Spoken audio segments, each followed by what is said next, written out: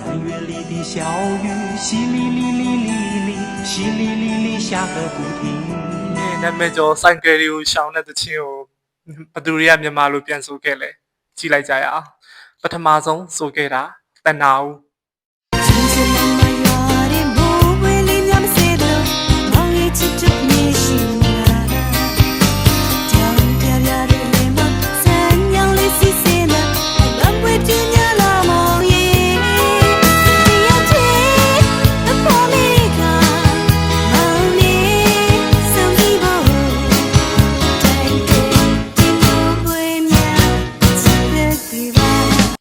မီမီဝင်းဖေ version